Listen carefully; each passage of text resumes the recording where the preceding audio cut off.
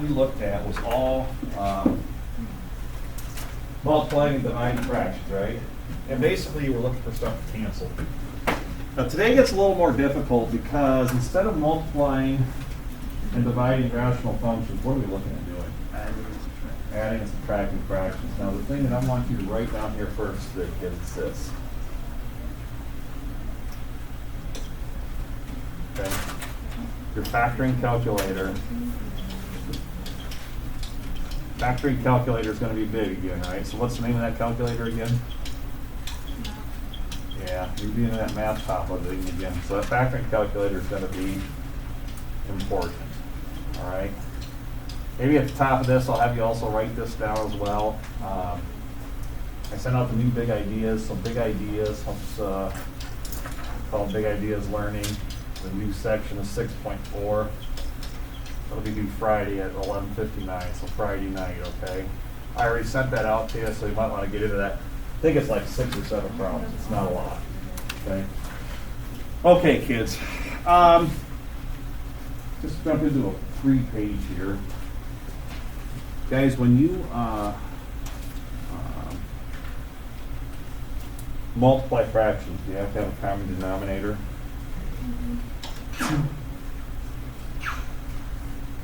Like, could I do 1/3 times 1/2 right here easily? What would that equal? 1 over what? Times.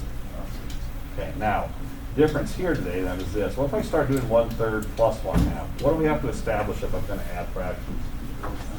You guys know that you have to have a common denominator. Now, that makes total sense. What would the least common denominator be between these two values? Okay, I'd multiply everything over here by what over what then? 2 over 2, and I multiply everything over here by 3 over 3. Now, kind of the same concept is going to happen. This would be 2 over 6, wouldn't it, kids? Wouldn't this be 3 over 6? Have I established a common denominator of 6 down here? So up top in your numerators, what's 2 plus 3 going to be? Okay. So guys, anytime we're adding and subtracting today, anytime we're adding and subtracting rational functions or fractional functions, you have to establish a, you fill in the blank, establish a common denominator, okay? So the question we're going to try and answer today is this: how can you determine the domain of the sum or difference of two rational expressions, all right? So we kind of did that exploration right there. We've already talked about this.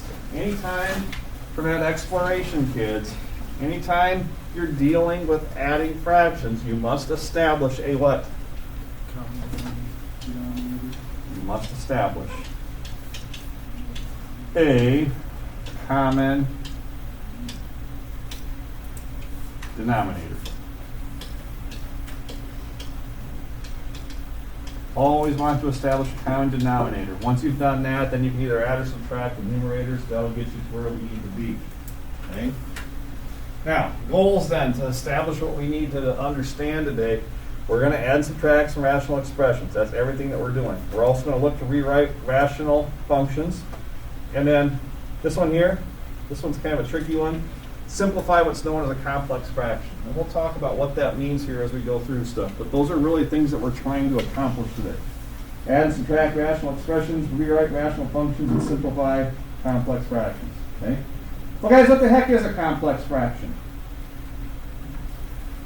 Complex fraction is a fraction that contains a fraction in its numerator and denominator. Okay, so the fraction in the numerator and denominator. It'll be something like this. It'll be like 3/4 divided by, this whole thing divided by, like, I don't know, 2/7, something like that. Is there a fraction in the numerator? Is there a fraction in the denominator? Why do you think they do that to us other than to torture us? No reason. Just to torture us, right? Yeah. Okay. But you're still in here anyway, so you might as well find Nice our way through it, socks. right? You like those today? Oh yeah, those are rocking. Yeah, thank you. Okay. Rational numbers, kids. A rational number is any number that can be written as what? A fraction. So is 12 a rational number? Why is 12 a rational number? How would you express 12 as a fraction? 12 over 1. 12 over 1. Okay. Is 0.5 a rational number? No. Could 0.5 be written as a fraction? Wait. 0.5 as a decimal is like what percent of something? It's like a half of something, isn't it? So 0.5 is the same as 1/2, right? So 0.5 would be rational. So anything that is able to be written as a fraction is considered what kind of a number? Well, we're going to deal mostly with that. And then you know what reciprocal is. Flipping the numerator and the what? Denominator. Okay, so the reciprocal of A over B would become what? B over A. All right? Okay, so vocabulary today pretty limited, all right? But the one I think you should pay attention to, you know the bottom two. The one that's going to be kind of new for you today, the complex fraction. And we're going to talk about how that relates to adding and subtracting rational expressions, all right? Again, anytime you're adding fractions, establish what every single time? Common denominators. If the common denominators are already given to you, do you think it'll be pretty easy or pretty simple or pretty difficult? Okay. But are you always going to have common denominators to start? Okay. We've already talked about this concept already. I'm not even going to go over it. But addition and subtraction of fractions can only occur with a what? Common denominator. Okay, so let's move to page 2 here. So guys, I love example 1. Okay, I'm just going to tell you how I feel about these examples today. I really like example 1. Okay. Example 1 says to add or subtract with what? They've already given you what? Yeah, like denominators is the same as saying common denominators. So it says find the sum or difference. Right here I have 5 over what, kids? Plus 2 over 2. Kids, what's really cool here is that my denominator here is 21x. Here it is also what? Oh my gosh. Wish they were all like that. Plus 5 plus 2 up top. Okay. Now one thing I want you to get in the habit of is this. We would call this 7 over what, kids? Very good. One thing I want you to get in the habit of, Dan, is once you've gotten a solution, we kind of want to focus on simplest form. So think about that part, 7 over 21. Could that reduce further? Okay. Can you think of numbers that would go into 7 and into 21? 7 will go into both, right? How many times will 7 go into 7 up top? Once. How many times will 7 go into 21 on the bottom? 3. So this would, in simplest form, would be 1 over what in the end? 3. Okay. I'm going to make a note up here. Guys, perform your adding or subtracting on this right here. Add or subtract. But after that, always see if the answer you have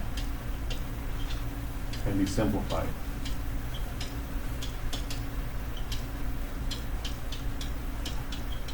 Okay, so let's talk about baby letter B here. Again, here's the nice thing about this, kids. What are the denominators in both parts of 4x over x minus 5 minus 3 over x minus 1? What's the denominator there? X minus 5. So is that a good thing or a bad thing? It's great. These common denominators here and here, they already match. Okay? So the deal is this. We're just going to go ahead and take 4x minus how much, kids? 3. Okay, so up top, kids. Guys, can 4x minus 3 be combined, or do I have to write them as separate parts of an expression? So you're going to have two terms, 4x minus 3 up top, over what common denominator? Okay. Now when we talk about simplifying, it kind of goes back to what we talked about in the last section. Could I factor the top, could I factor the bottom, and look for anything to see that might be common to cancel? Well guys, can 4x minus 3 be factored any further? Can x minus 5 factor any further? Is x minus 5 then going to be a factor of 4x minus 3? So is this simplest form already, or can we go further with it? Simplest form already. Okay.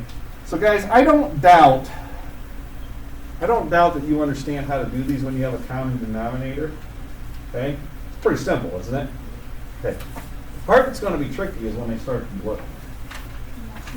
When I start to change the denominators on you, then things are going to get tricky. Now, guys, I'm just going to jump back to this right here. Okay. A couple things we can do. We went with, forget the multiplication part. We don't care about that anymore. We're really good at that. But I have 1/3 plus 1/2. What did I multiply everything over here by? 2 over 2, what I multiply over here by? Just kind of like we crisscrossed the denominators, didn't we, in a form of 1? So here's what we're up against today. All right?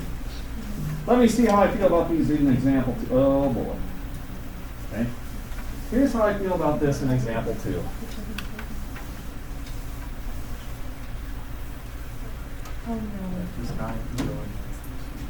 Okay? All right. What do we have to find the least common multiple of, kids, first of all? That whole thing. That whole thing. 6x squared minus 54 and what else? 9x squared minus what? 54x plus 8. Okay, now I'm going to tell you right now, finding the least common multiple is going to be also finding like, what if I write this up here? Least common denominator. Okay. This is the route I'm going to take. When we're trying to find least common denominators of stuff,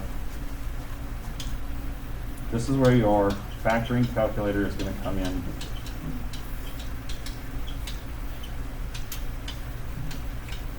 To play today.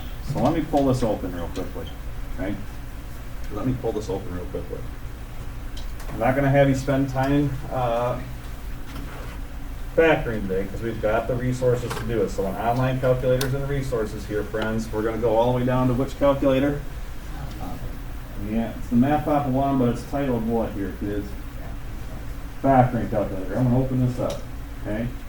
So kids, help me out with this. What's the first expression that we're trying to find the common denominator of? What was it? 6x squared minus 54? Okay, where is that button for me to get a keyboard, kids? Way further down. Show No, I see it. Man, you guys are so far ahead of me all the time. I love it. Show keypad right here. Okay. What was the first one there, kids, in the notes? 6x Squared minus 54. 6x to the second. You said minus 54, right? Yeah. Okay, how many hit calculate? All right, this is going to be big for you guys, so you make sure you have the link and know where to go for this. Okay, I factored this here, kids. What do we get for a solution here? 6 times what? X plus 3 minus 6 times x plus 3 times x minus 3. Okay, so here's the deal. I'm going to come back to the notes here.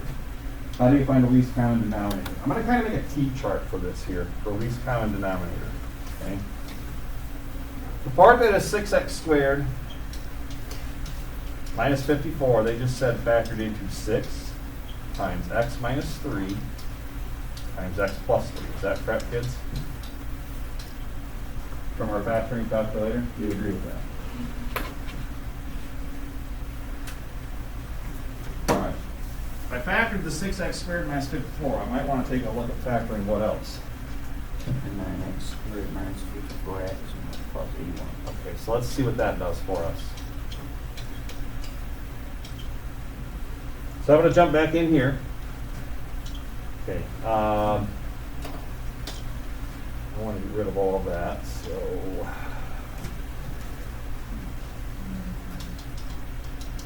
Okay, again, 9x squared. I don't know the rest. Minus 54x. Minus 54x, you say? Yep. Plus 81. Plus 81. Yep. All right, guys, I'm going to calculate that. I'll get this out of here. You guys write down factored form there first.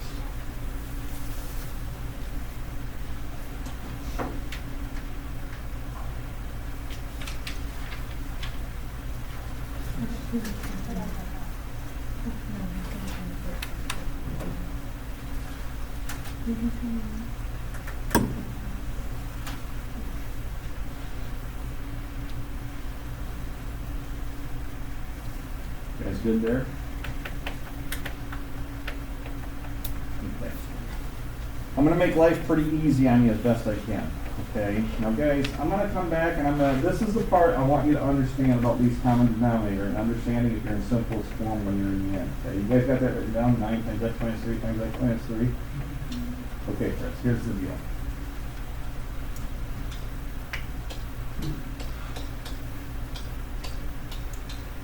The cool part about it is this. Once you have the factored expressions involving any variable x, you're in pretty good shape. The parts that are not variables, do you guys agree that they are a 6 and what else?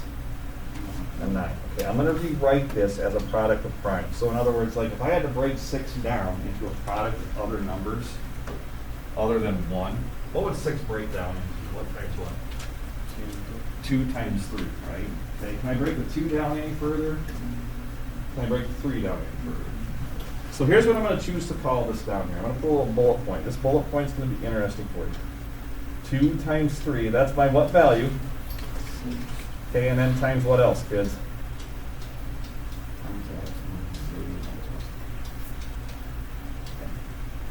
Are you with me on the broken down form there first? Okay. How about the 9 that's out in front of the second part that we found? What's that 9 going to break down into? What are the smallest prime values I can break 9 down into as a product? 3 times 3. Okay. So this will be 3 times 3 times x minus 3 times what? Okay. So here's the situation, kids. How do you find the least common denominator between those two values? All right. Well, here's how least common denominator works. Kids, if you were playing a game and there was 2 buckets that had different amounts of money in it, say like a $5 bill, or some $5 bills, and some $10 bills, and some $20 bills, and some $50 bills, some $100 bills, and maybe even some $1,000 bills. Okay? I said we're going to start with the 5s first. You know how much is in each one. Okay? If I had some 5s over here and some 5s over here, where are you going to take the 5s from? Whichever one has what? Because we're greedy, right? I want you to think of least common denominator as being greedy. It's the one that you want to have. It's just like money. We want as much money as we can possibly take. So what you consider doing is this. After you've broken these down, you say, okay, look at this bucket over here on the left. We broke this down into 2 times 3 times x minus 3 times x plus 3. There's some $2 bills in here, some $3 bills in here, some x minus 3s, and some x plus 3s in there, right? What's in the other bucket, kid? 3, x minus 3, and what else? Okay. The way you think about least common denominators is to actually choose the most of what occurs in one set or the other. So take a look here. There's some 2s in these buckets, right? How many 2s are over here? How many 2s are over here? If 2 represented some kind of money you could take money from, where would you take it from? The left one or the right one? You're taking that 2. Okay? So your least common denominator is going to become the following. We want the 2. Okay, so I'm going to circle the 2. We want the 2. Okay? Now, kids, there's a 3 here, but there's also some 3s where else? Okay, forget the x minus 3s and x plus 3s for now, but just the value 3. There's 1 3 here and 2 3s over here, right? If you thought of the 3s as money, where would you take the 3s from if you wanted the most possible? Okay, so what this is telling you is this. You can take the 3s from the right side, you just can't have them from the left side. So my least common denominator is now going to become 2 times 3 times 3. Okay. Kids, in each set there's some x minus 3s. However, are there the same amount of x minus 3s in each set? Yes.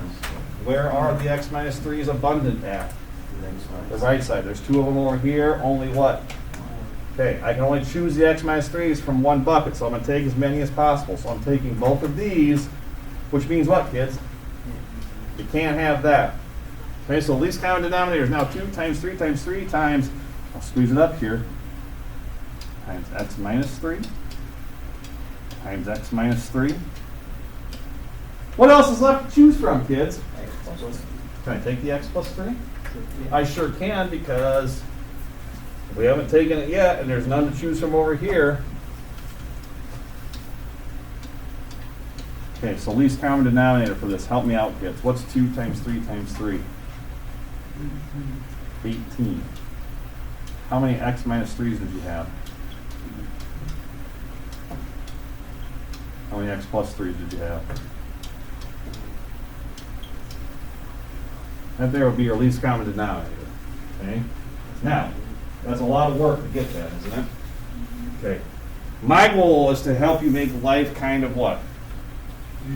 Easier than that, right? Wait, Okay. so why did we want to take the 2?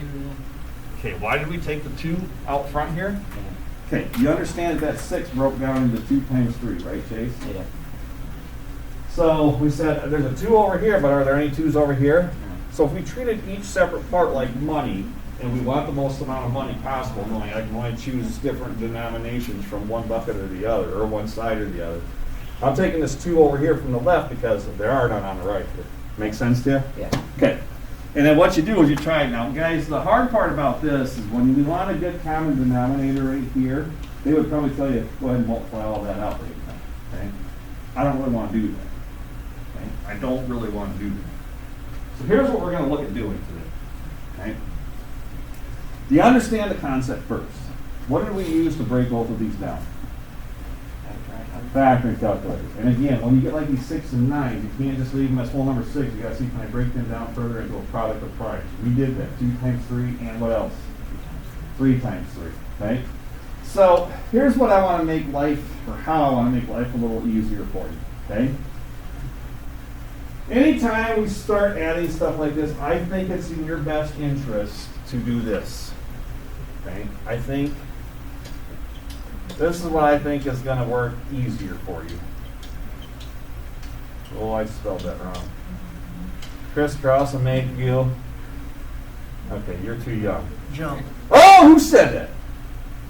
Crisscross and make you jump. Jump. All right, yes, I love it. Crisscross, make you jump, jump. Here's what I think you should do. Crisscross, then simplify. Now, some of you are looking at me, Parson, I don't know what that means. And you know what? That's okay. All right? First things first, kids. I have 2 fractions up there to add. Common denominator or not? No common denominator. You know how I feel about non-common denominators, kids? This makes me very sad. Okay? But when we start thinking crisscross, then what? Simplify. I think that once you see this, you're going to be like, that's it. I'm going to be like, that's it. Okay? All right, let's do the crisscrossing part first. I'm going to rewrite the whole problem so I have enough room here. So you do the same thing. This is going to be 8 over what, kids? Plus, all right, you're talking about the rest. X over X squared plus X. Okay. There's the original problem. Okay. What we end up really doing is we crisscross or crisscross multiplication in a form of 1. We're crisscrossing the denominators basically. Okay. Guys, what's the denominator over here on the left? Same or different from the denominator on the right? Okay. What we would like to do is to see a product of 12x squared times what? So here's what you end up doing. I'm going to put a times sign here, and I'm going to times sign here. Okay. Anytime you got like a binomial or any kind of polynomial, put parentheses around it. Okay. We're going to crisscross this x squared plus x to the left in a form of 1. So we're going to multiply both the numerator and the denominator by x squared plus x.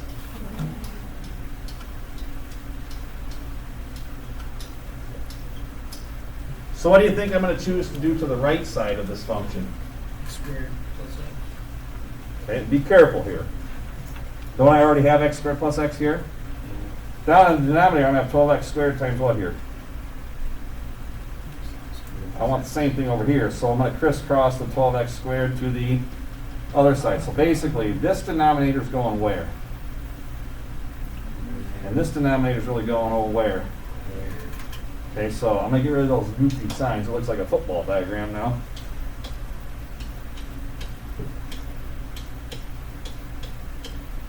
Okay, so you understand what I mean by crisscross? You crisscross the denominators, the opposite sides of the problem, in a form of what? 1. Okay, wouldn't 12x squared over 12x squared equal 1 if I simplified that? Wouldn't x squared plus x over x squared plus x be 1 if I simplified that? Okay. Watch what happens, kids. This becomes up top and the left. Let's deal with the left. I got to distribute 8 to everything right here. So help me with this. 8 times the x squared. Okay, so this is going to become 8x squared up top, kids. Plus what? Okay, put your parentheses like this for that. Okay. Then, over here, how about the x times the 12x squared? What's that going to become?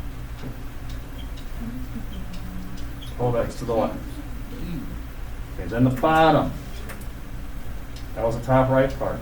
Kids, what's true about denominators now? You have 12x squared times x squared plus x on the left, don't you? Don't you have 12x squared times x squared plus x on the right? This times this, it's exactly the same, isn't it? Help me distribute the 12x squared then. So 12x squared times x squared would be what? Yep. 12x to the left. Okay. First thing we've done is done our crisscross, right? All agree there? Okay, now watch what happens from this. This is a big step. This is important. Okay? I think it's your best interest to write polynomial functions in standard form. So start with your highest power first. So up top here, I can combine all these right here. I've got 8x squared plus 8x plus 12x cubed. What's the highest degree up here? And the numerator is 3, right? So this is going to become 12x to the third, my friends. Plus what next up top? Plus 8x squared.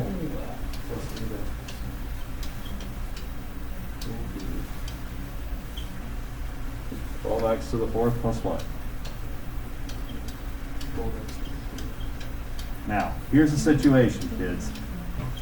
Some of these are getting somewhat complex here. Okay? We've done our crisscross, we've done our addition or subtraction. The next thing we need to do now is consider what?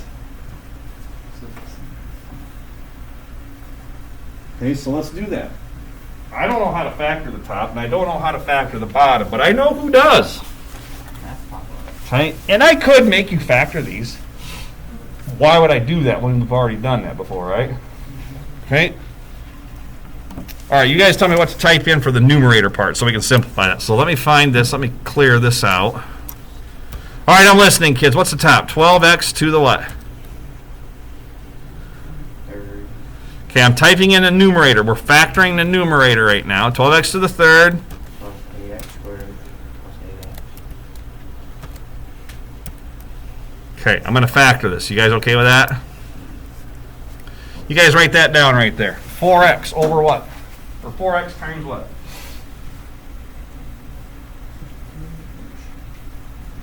What does factor out to be?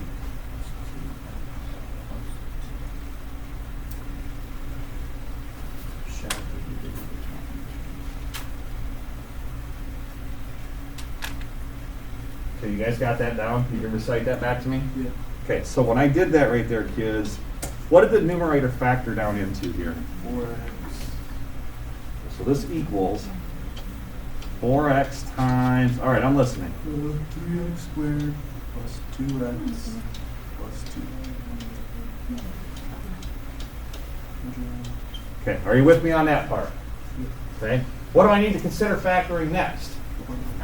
In the bottom, I think we can do the bottom on our own, can't we? Yeah. Okay, how about this? Can I take a 12x to the third out of both of these? Let's do that. Take the 12x to the third times, what would be left here if I took 12x to the third out? An x plus what? Okay.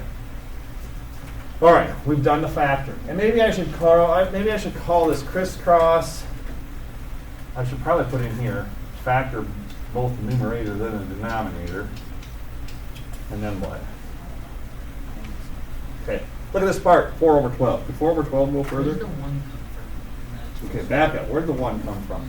I took 12x cubed out of both of these, right? Yeah.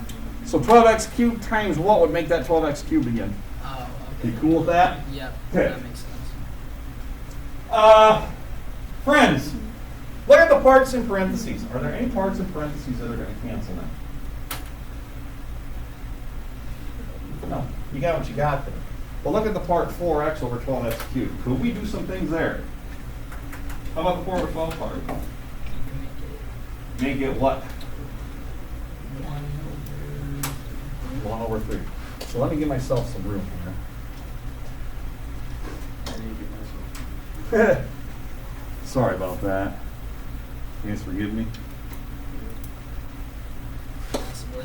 Okay, so help me right here, kids. I'm at this point where I'm looking at the 4 and 12. 4 and 12 would come down, 4 over 12 would come down to what over what? Okay. Now, wouldn't this x right here take one of these out? So this x right here goes away, and this x to the third would become x to the second power up there. Okay. So what's really left up top? I made a 1 and this x go away, so what's really left up top, kids?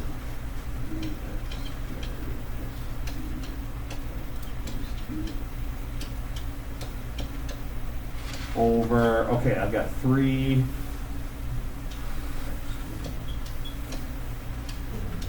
times what? Okay. Now if I want to go ahead and distribute down here, I can. You don't have to. This would work right here. Okay? Kids, my suggestion, and again, I'm going to tell you right now, all right? You're going to have to put some work down on some things to get these, but I think the best method for you guys to solve or adding and subtracting rational functions with unlike denominators is to do what first? Crisscross. Yeah. Factor, and then finally simplify. I think that's going to be a biggie for you. Okay, so I think we should try another one. Okay. Just want to double check, make sure you've got everything down there. Okay. Anybody need more time with that? Need nap time. I'm waiting for Gus. Play back to the busy watching Netflix. I'm more of a Prime Video guy. So, Hulu for me. is it? I like the new Brazilian commercials. Well, I get out of Gus, give me a go when you're ready, all right? They're good. Good? Yep. Okay, next page. Rock on. Kids, let's talk.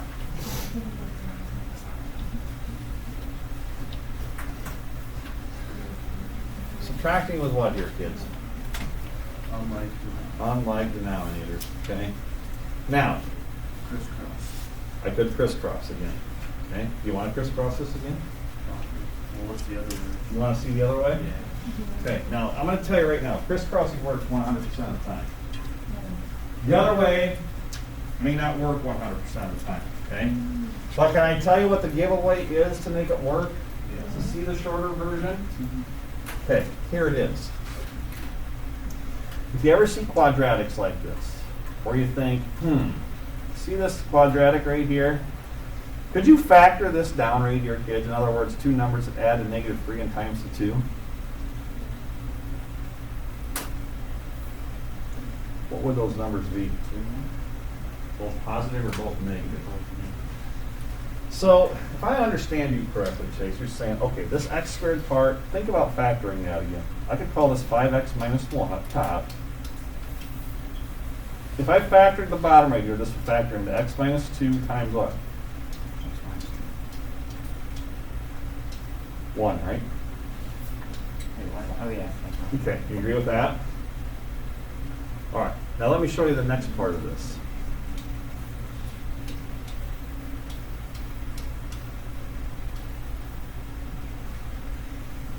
Take a look at the denominator and write 2x minus 4. Put that in factor. Do we have to into that? 2 and then x minus 2. Okay.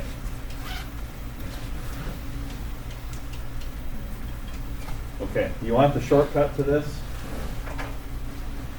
First of all, do you agree with my factoring in both denominators? Okay, another way to do this, kids, would be the following. Start by factoring both denominators first.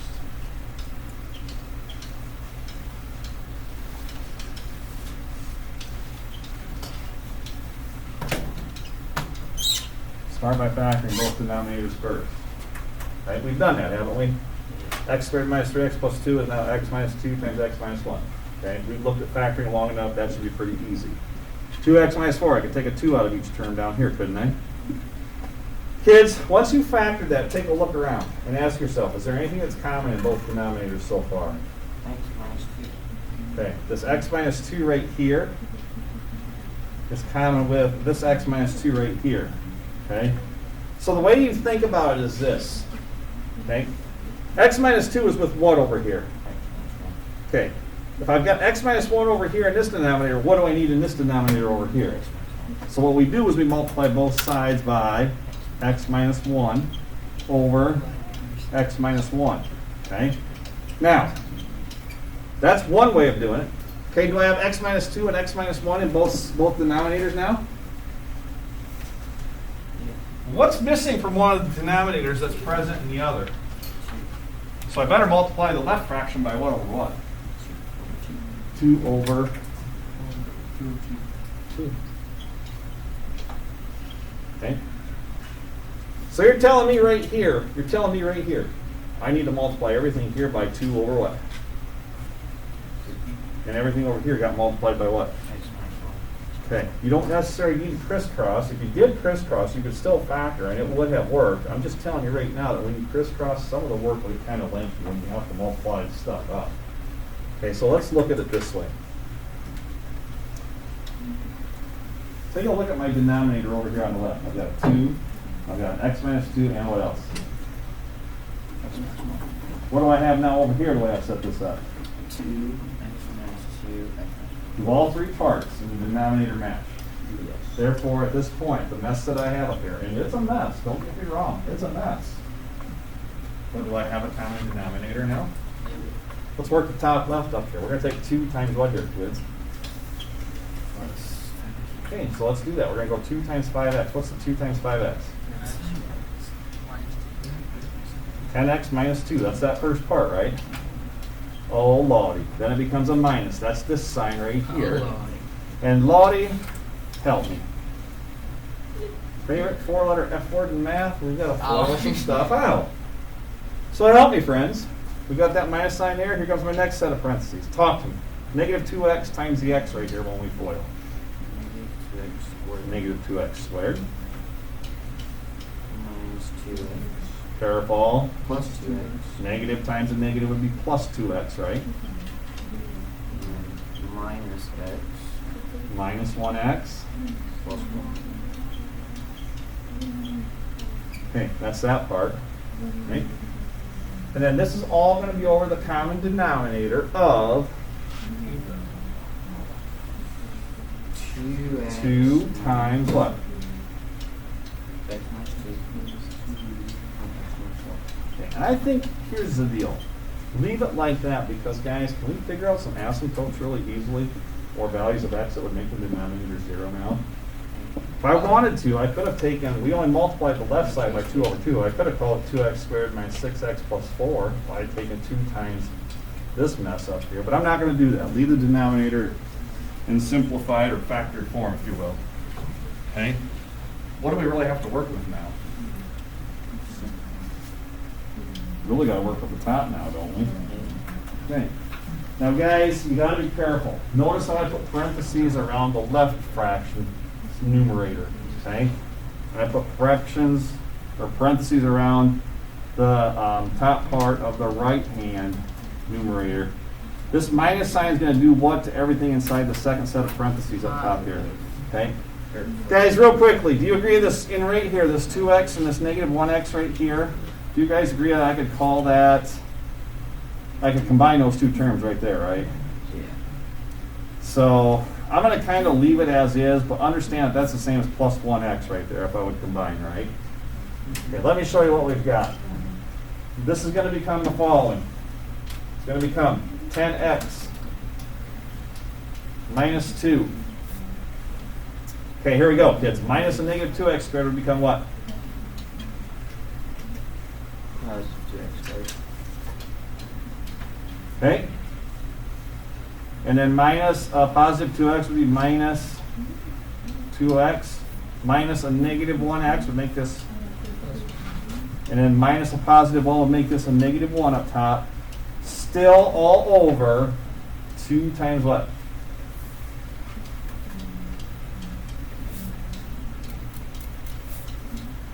Two times x minus 2 over x, or times x minus 1. All that in the denominator. Some complicated stuff. It is. I think I said this will be difficult today, right? Okay, up top, let's get that top polynomial written in standard form. So from this right here, help me with it, friends. 2x squared is the highest degree up top, so this becomes 2x squared up top. Okay, that's gone. Let's look at the x's. I've got a 10x and minus 2x would make what? 8x Plus one more x, which would be what? And then, okay, we've got a minus 2 and a minus, we just took care of the x's up here. We've got a minus 2 and a minus 1 that would combine to what here? And then this is all over 2 times what?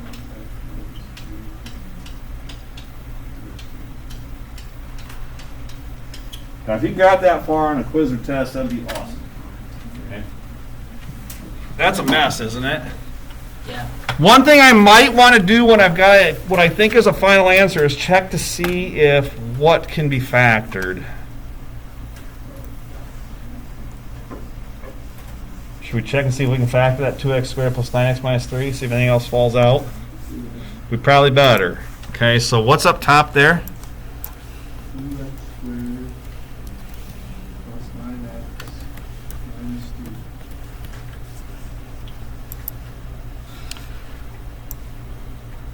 The cool thing about doing what we just did, break stuff down and then get the denominators to match right away as well as you can.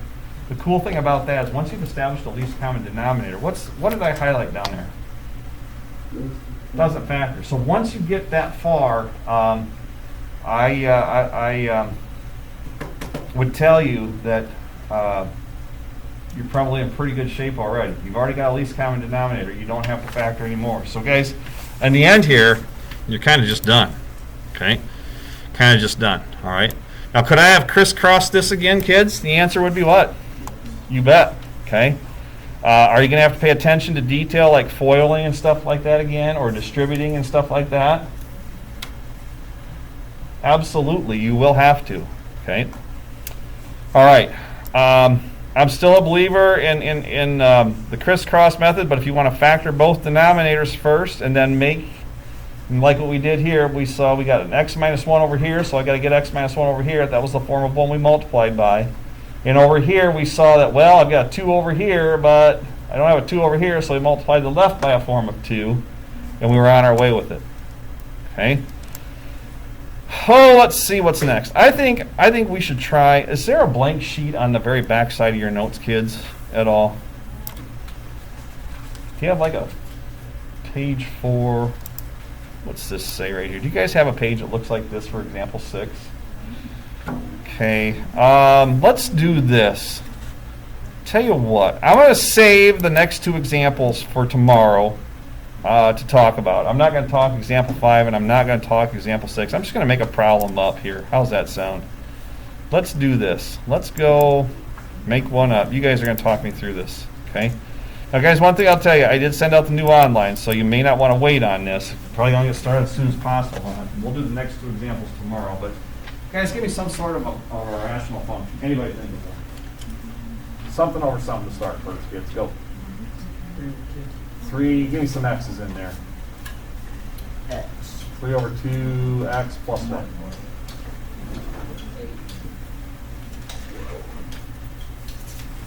Give me another one. 5 over x minus 6. Good. Okay. What method do you think you're most comfortable with right now? I know what I'm comfortable with. Anything? I say crisscross this stuff. I say Okay. whatever you I think it's a say. lot easier to do that, okay? So what am I going to crisscross to the left in a form of 1? x minus 6 So we're going to multiply by x minus 6 over what, kids? x minus Anytime you have these expressions that are a binomial or a trinomial, you should always put what around them. Okay. What are you going to multiply the right by?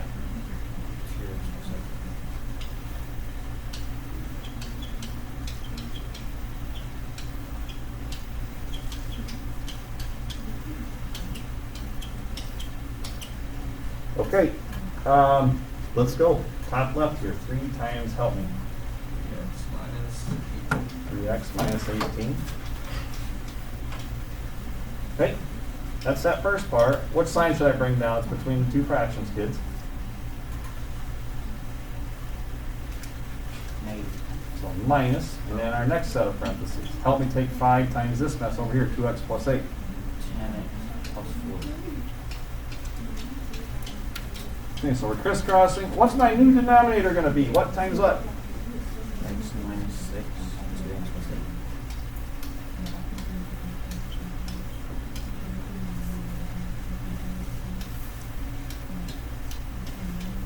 8. Okay, let's work with the numerator first, kids.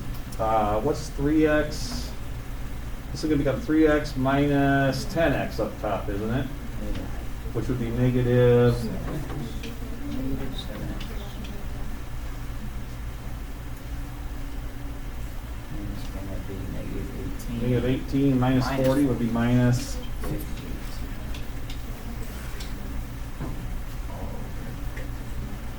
Over x minus 6 times what? 2x plus 8. Okay, now at 2x plus 8, you might say, well, that's going to factor down into 2 times, what, x plus 4? Is that right, guys? Yeah. You want the good news about the top? That's not going to factor anymore. Okay? Anything that's common, that's going to cancel it all anywhere. So you're just kind of done. Okay? So guys, we'll pick up the next 2 examples tomorrow. Big ideas is out.